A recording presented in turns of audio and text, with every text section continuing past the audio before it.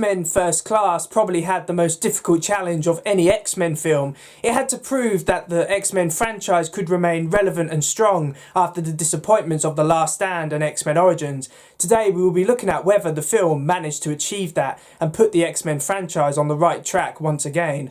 I'm Tommy Bowyer from Movie Rewind, and without further ado, let's get into it.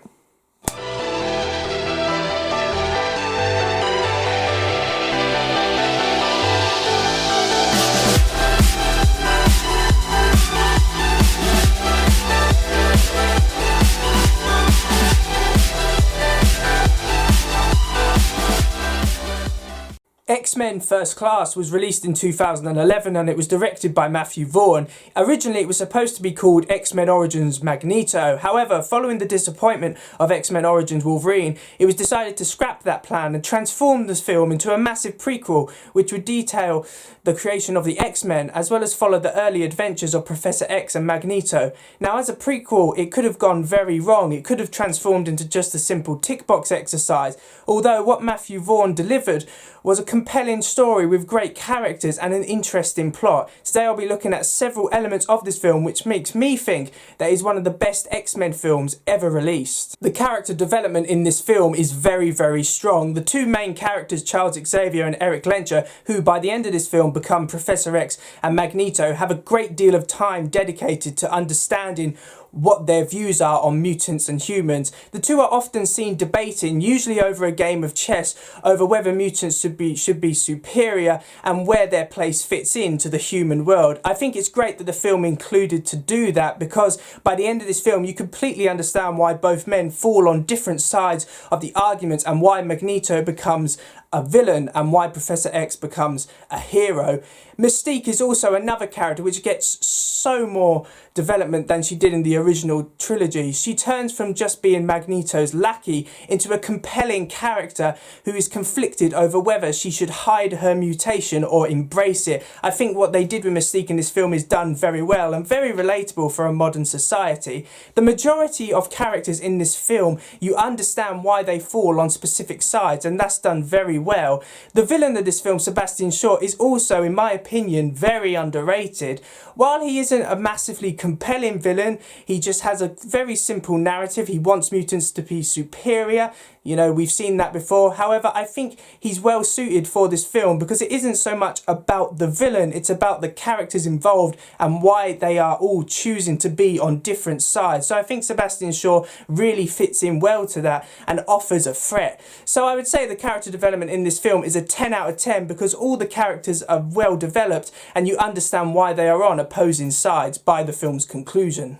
James McAvoy, Michael Fassbender and Jennifer Lawrence are the standout performances in the roles of Professor X, Magneto and Mystique. They're great actors and have fantastic chemistry on screen, and that goes for the majority of actors. None of them are phoning it in and are well cast to their roles, so I'd say the acting is on point in this film. An underrated actor in this film is Kevin Bacon in the role of villain Sebastian Shaw. He has a charisma and charm about him which makes him a very likeable villain, even though deep down you know he's insane, which is always a good thing for a villain. So I would give the performances a 10 out of 10 because they're all outstanding and I could not fault any of them at all. Compared to X-Men Origins Wolverine, the effects used in X-Men First Class are in just a different league. The CGI effects are amazing and they still hold up today. And in terms of the practical effects used, those done on Mystique and Beast are just brilliant. Honestly, I can't fault the effects in this film. They're all done very well. They all look convincing and they hold up to this day. And this film is going to be 10 years old this year. So the fact that the CGI is holding up is a really impressive thing. So I'm going to give the effects a 10 out of 10 because both CGI and practical effects are done really well and still hold up to this day. The story and writing is also an outstanding element of this film. As I previously said, the debate between Professor X and Magneto throughout this film about whether humans are better than mutants or vice versa is brilliant. It builds and builds, and then it shows and it highlights a difference of opinion between the two men over the crucial issue of humans and mutants. Mystique is also intertwined with that in the fact that should she be ashamed of what she looks like and try and fit into the human world, or should the human world have to adjust to her differences? So that's done very well as well. I like how that's intertwined with what Professor X and Magneto are discussing. I also like how the creation of the X-Men occurs in this film. It's not rushed in any way. It feels very natural, and it's great to see the team come together, learn how to use their powers. I thought that was fantastic. And of course, as I said, Sebastian Shaw is an underrated villain, primarily because this film incorporates the Cuban Missile Crisis very well to say, well, you know that massive crisis? What if mutants were involved in it? And that's done amazingly, and you can completely understand how if America and Russia blew themselves up, then mutants would rise up. So Shaw actually has quite a good plan. You know, if only the X-Men didn't interfere with that. And of course, the final battle in the film is great.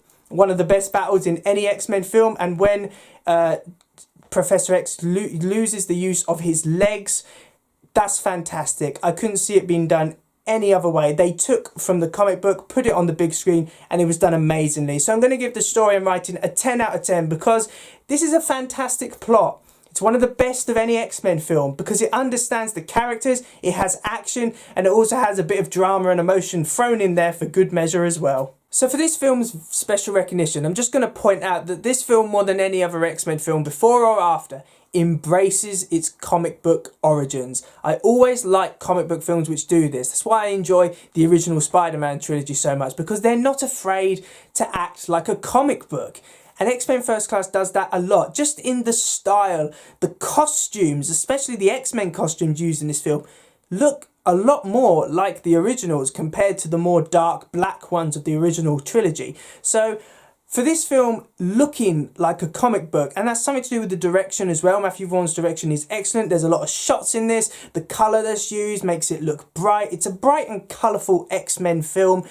And that's great because it looks like a comic book. So for this special recognition, for the fact that X-Men First Class looks like a comic book on the big screen, I'm going to give it a 10 out of 10 because it's absolutely amazing.